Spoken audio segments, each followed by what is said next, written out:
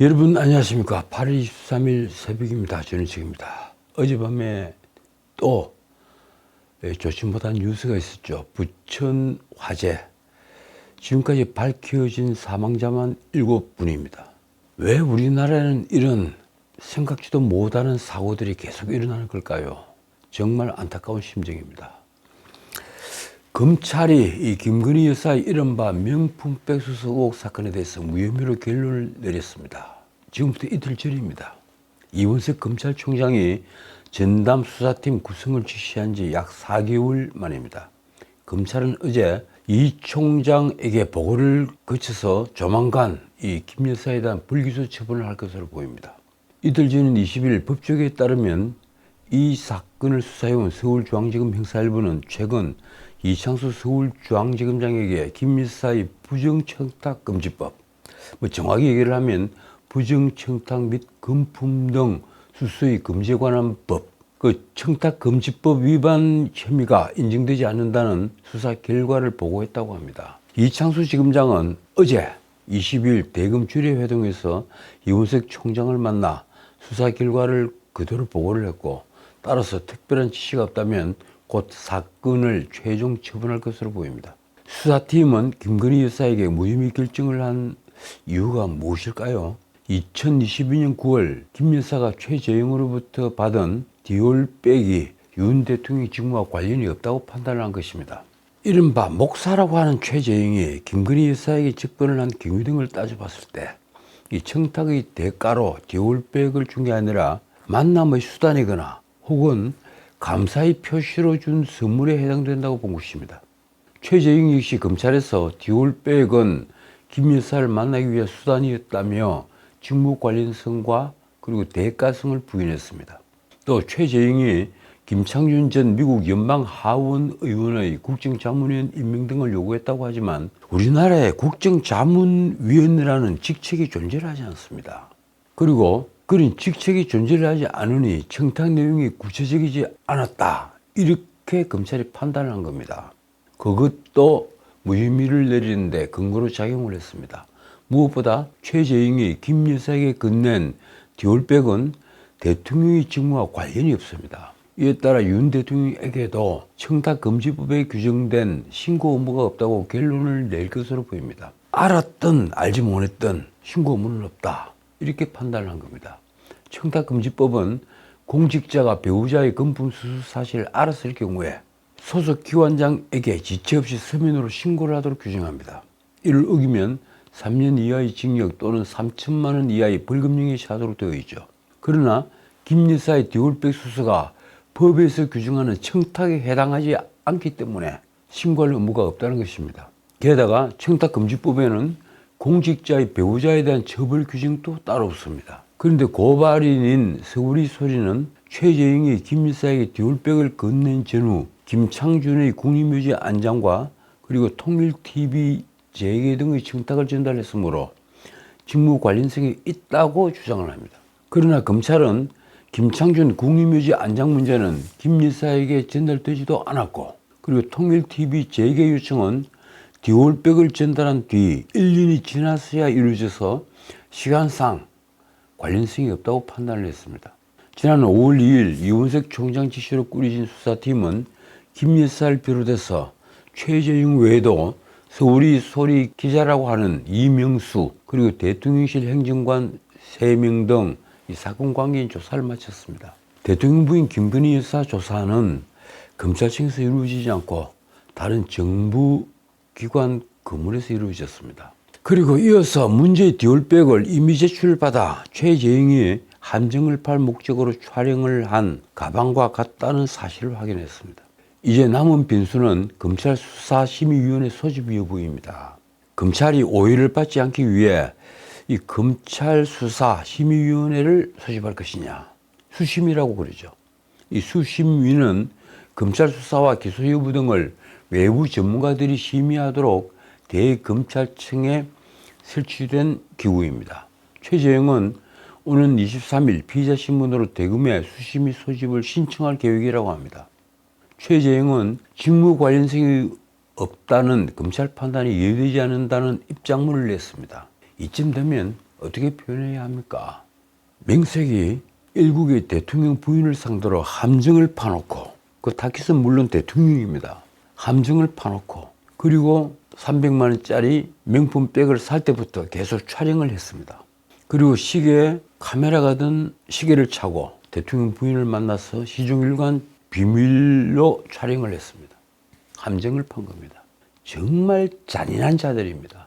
어떻든 이원석 총장이 수사 결과의 공정성을 담보하고자 외부 의견을 듣겠다며 직권으로 수심위를 소집할 가능성도 있습니다. 대검 내부에도 일부지만 수심위를 소집해서 수사 결과의 정당성을 확보해야 한다는 주장이 있는 것으로 보입니다. 다만 임기 내 사건 마무리를 강조해온 이원석 총장은 지금 퇴임이 채 한 달도 남지 않았죠. 그래서 수심위를 소집하지 않을 가능성이 더 큽니다. 게다가 수심위의 결정은 수사팀의 권고적 효력을 가질 뿐 강제성을 가지는 것은 아닙니다. 언론 보도를 보면 검찰은 최종 사건 처분 후에 김 여사에게 디올백 소유권을 논의할 것으로 보입니다. 김 여사가 소유권을 포기하겠죠. 그래서 소유권을 포기하면 디올백은 공매 절차를 거쳐 판매 금액은 국고에 귀속이 됩니다.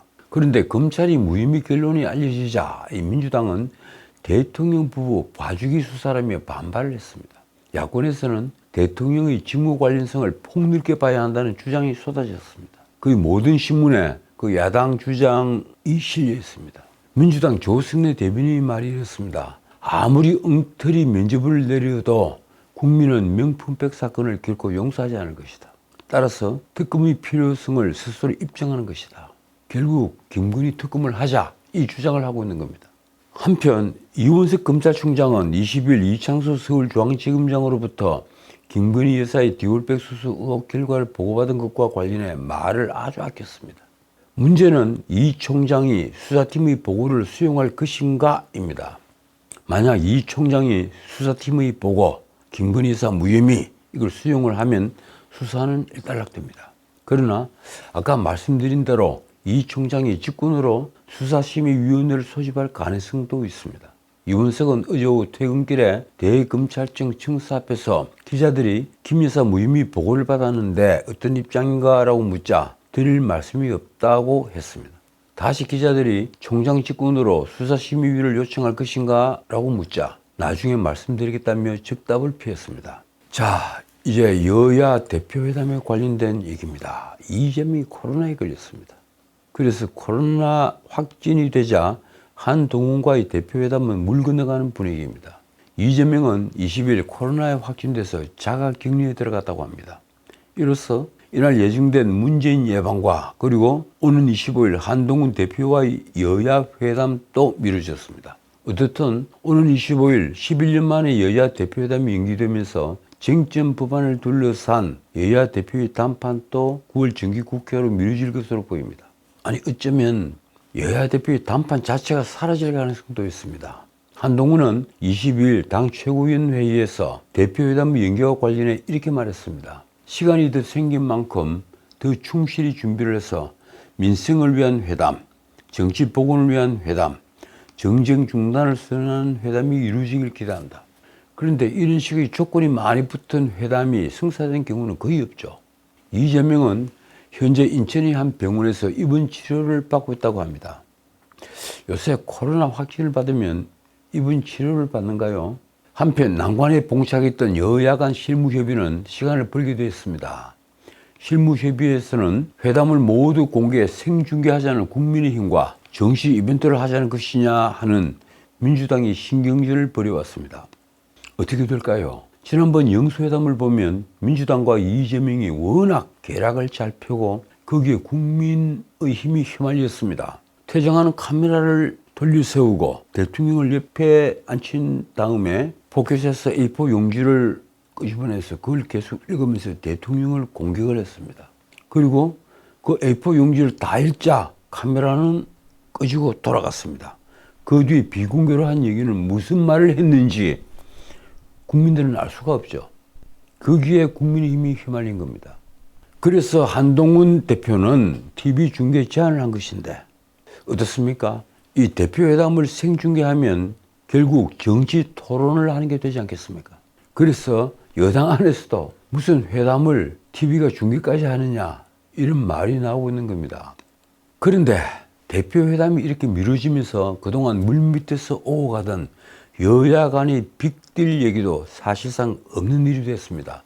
여야 간의 빅딜, 이게 뭔가 하면 오늘 28일 본회의에서 금투세, 이른바 금융투자소득세, 그 금투세를 폐지하는 것과 그리고 최상병 특검법을 받는 것, 쉽게 말하면 특검을 제3자가 추천하는 방식으로 해서 최상병 특검법을 여야가 합의를 해서 받고 대신에 금투세는 폐지한다. 이 여야의 빅딜이 논의가 되고 있다는 겁니다.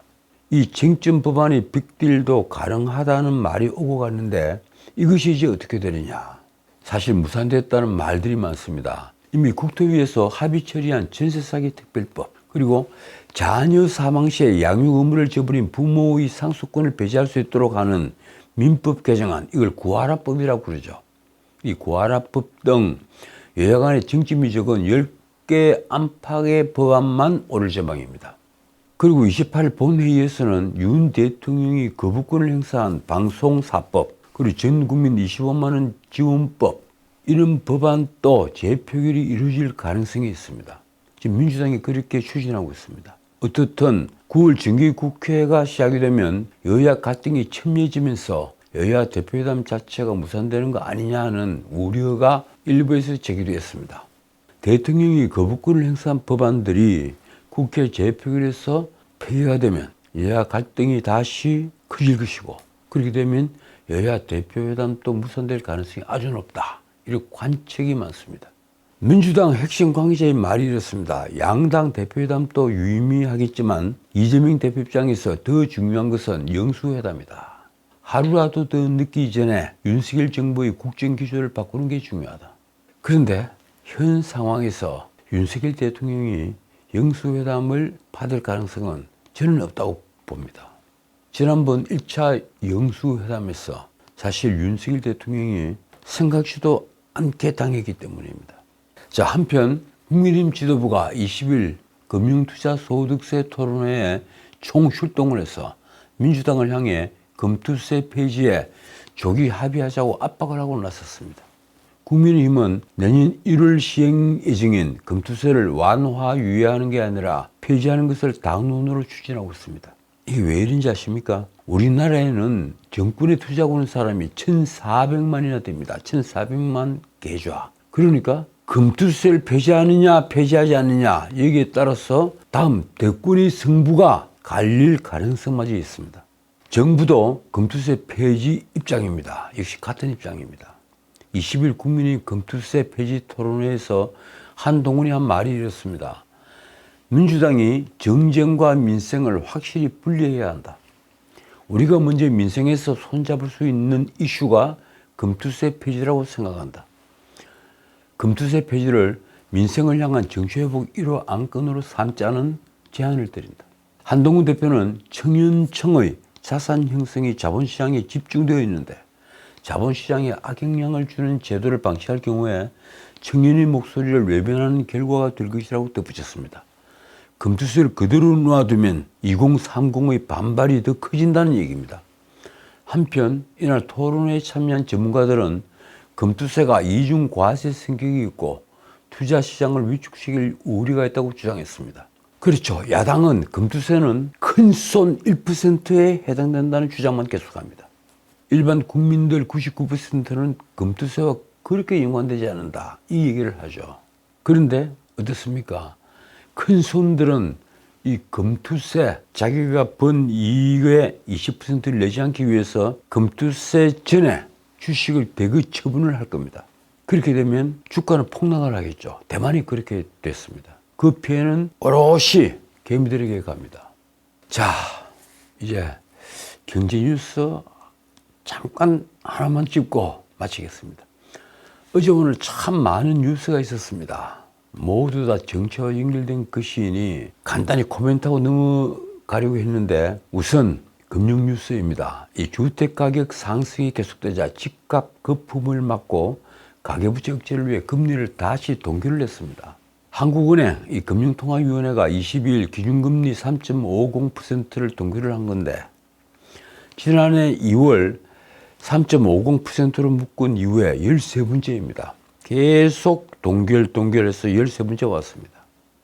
거의 모든 언론은 이번 동결을 불가피한 조치다 이렇게 옹호를 합니다. 한은 총재 이창용은 기자간담회에서 이렇게 말했습니다. 한국은행이 기준금리를 낮추고 유동성을 과도하게 공급해서 부동산 가격 상승을 자극하는 실수를 범해서는 안 된다. 기준금리를 낮추면 유동성이 더 풍부해져서 부동산 값, 쉽게 말해서 아파트 가격이 급상승할 수 있다. 그걸 막기 위해서 기준금리를 낮출 수 없다. 이 주장을 하는 겁니다. 그런데 금통위가 기준금리를 동결한 것은요, 들쑥이는 집값 문제가 아닙니다. 사실은 가계부채 증가세가 금융 안정을 위협할 수 있다고 판단했기 때문입니다. 이창용은 다시 이렇게 말했습니다. 내수 부분은 시간을 갖고 금리 인하폭 등으로 대응을 할 수 있는 반면에 가계부채 증가세는 지금 막지 않으면 위험성이 커진다.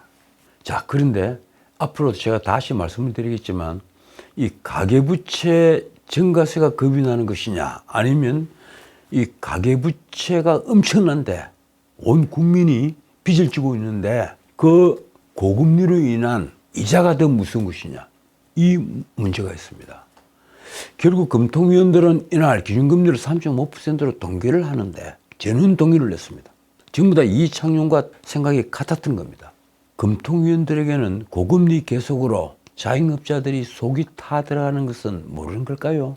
지금 자영업자들에게 가계부채가 늘기 때문에 부득이하게 금리를 그대로 동결했다고 하면 앞에서 정말 뺨을 때릴 겁니다. 그만큼 자영업자들에게는 이 고금리가 너무너무 무섭습니다. 정치인 중엔 국민의힘 윤상현만이 한은을 비판했습니다. 부동산 가격과 가계부채를 고려한 조치라고 하지만 당장의 경기 침체와 내수 진작에 대응해야 할 한은이 지나치게 위축됐다. 윤상현은 부동산 가격은 부동산 대책으로 해결해야지 기준금리로 대책을 세울 일이 아니라고 지적을 했습니다. 맞는 말입니다. 부동산 가격을 잡기 위해서 기준금리를 올린다. 이런 정책을 펴는 나라가 있었습니까? 윤상현의 지적처럼 자영업자 연체율이 11년 만에 최고치를 기록하고 있습니다. 거기에다가 폐업률도 10%에 육박하는 상황입니다. 아니, 전체 자영업자들 중에 폐업과 재창업을 반복하는 비율이 너무 높습니다. 한은의 고금리 정책으로 지금 중산층에 와해되고 있는 것입니다. 750만 자영업자들에게 이 한은의 고금리 정책에 대한 찬반을 묻는다면 아마 99%가 금리 제발 낮추라고 난리를 치겠죠. 대통령실 역시 비판 대회를 있었습니다. 금리 결정은 금통위의 고유 권한이지만 내수 진작 측면에서 보면 아쉬움이 있다. 아마도 한국은행은 미국의 금리 인하를 본 다음에 금리 인하를 할 모양입니다. 금리 인하 시기를 조율하던 미국은 경기 침체 조짐이 나타나자 금리 인하를 할 기회를 놓친 것 아니냐, 실기했다, 이런 비난에 지금 직면해 있습니다. 이에 따라 다음 달 기준금리를 한꺼번에 0.5%포인트 인하를 하는 빅컷을 단행할 가능성이 큽니다. 그때 한국은행은 어떻게 대처를 할까요? 어떻든 집값 문제는 그렇다 쳐도 이 가계부채 문제는 또 어떻게 된 걸까요? 지난 8월 20일, 그러니까 사흘 전 거의 모든 신문은 가계부채가 폭증하고 있다는 기사를 쏟아냈습니다. 한번 찾아보십시오. 신문을 버리지 않았으면 찾아보시면 어떤 신문은 1단으로, 어떤 신문은 3단으로 전부 다 기사화했습니다. 솔직히 평소에는 가계부채 총액도 헷갈리는 게 우리 신문들 수준입니다. 그래서 은행권 가계빚, 이 얘기를 자주 하죠. 조금만 노력하면 기자들이 다 알 수 있는데도 말입니다. 어쨌든 사흘 전 제목이 이렇습니다. 가계부채 1896조 사상 최대. 작년 연말 기준 가계부채가 얼마인지 아십니까? 1886조, 정확히는 1885조 5천억이었습니다. 그 가계부채가 6월 말에 1896조로 늘었습니다. 이게 왜 무서운가 하면요, 지난 3월 달에 가계부채가 줄었기 때문입니다. 3조 1천억이 줄었는데 다시 는 겁니다.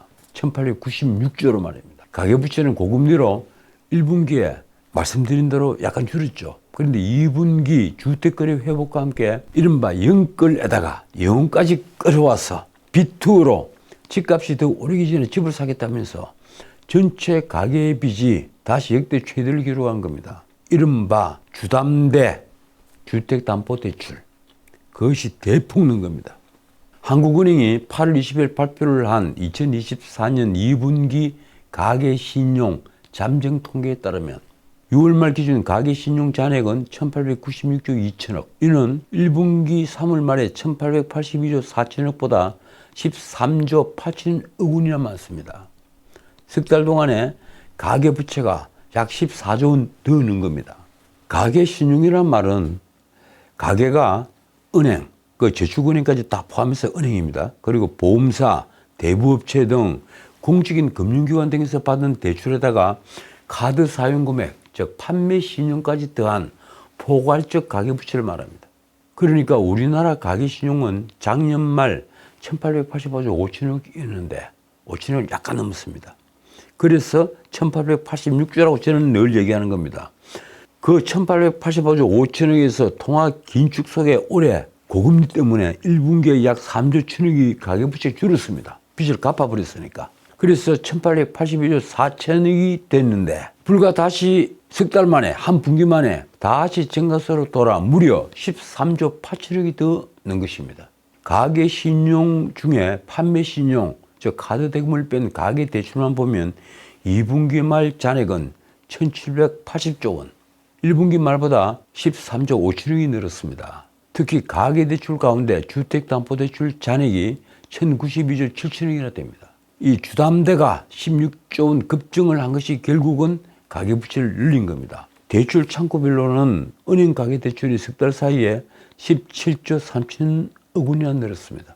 말씀드린 대로 그중에 주담대가 주택담보대출이 16조 7천억이 는 겁니다. 한은금융통계팀장은 수도권을 중심으로 주택거래가 늘면서 주택담보대출 증가폭이 커졌다고 설명을 했습니다. 사실 가계부채는 작년 말 1126조가 넘은 국가채무와 함께 우리 경제의 뇌관이 되어 있는 것은 아주 오래됐습니다. 그런데 이 국가채무 1126조, 이건 사실 가계부채에 비하면 훨씬 적어 보이지만 이게 IMF가 제시한 기준 40%를 GDP의 40%를 훨씬 넘는 겁니다. 우리 GDP의 50.4%. 그래서 국가 채무가 더 늘어난다면 한국의 신용 등급이 문제가 됩니다. 그리고 가계부채. 이 가계부채는 작년 말 기준으로 봐도 1886조만이 아닙니다. 여기에 그러니까 1886조에 자영업자들이 낸 은행빚, 그걸 더한 실질 가계부채는 작년 말 기준 2573조에 이릅니다. 당장 인터넷에 2573조 요 숫자를 검색을 한번 해보십시오. 실질 가계부채 이렇게 뜹니다. 여기에 또 가계부채 포함되어야 할 부채가 또 있습니다. 바로 전세보증금입니다. 이 전세보증금을 약 700조로 계산하는 분들이 있고 그걸 넘는다고 주장하는 분들도 있습니다. 또 다시 여기에 궁지에 몰린 빈곤층, 이 빈곤층이 돈을 구하는 사채시장까지 더하면 우리 사회는 정말 빚으로 돌아가는 사회인 것을 알게 됩니다. 우리나라 지하금융, 이 사채시장이 그렇게 작은 것이 아닙니다. 그리고 이 사채시장은 그 타깃이 전부 다 빈곤층, 극빈층, 저소득층입니다. 빚으로 돌아가는 사회. 그래서 위증자들은 이 가계부채를 축소하는 정책을 펴는 한편 가계부채를 안고 있는 중산층과 저소득층에게 부채의 이자를 낮춰서 파산을 막는 정책을 고민해야 하는 것입니다. 지금 한국은행 이창용 행장이 주장을 하고 있는 고금리 정책, 과연 그것이 언제까지 통할 수 있다고 생각합니까? 자, 오늘은 여기까지입니다. 제가 오늘 한국은행 기준금리 동결유세에 덧붙여서 가계부채 문제를 말씀드리는 것은 이 문제가 다음 대선 승패를 가름할 이슈가 될 것으로 보이기 때문입니다. 다음 대선을 가릴 이슈, 하나는 일자리, 하나는 가계부채. 저는 그렇게 생각합니다. GDP 100%를 사실상 훨씬 넘는 실질 가계부채는 민심을 좌우하는 핵심 이슈입니다. 나는 윤석열 정부가 국가 채무 문제와 이 가계부채 문제에 대해 깊은 고민을 하지 않는 걸 보면서 놀랍니다. 이런 판에 이재명은 기본 사회를 당의 강령에다 집어넣었습니다. 나라를 후안 페론의 아르헨티나로 끌고 가고 싶은 걸까요? 결국 보수 정당이 혁신을 하지 않으면 길이 없습니다. 우리가 그 길을 지금부터 찾아야 합니다. 지금까지 전인책이었습니다.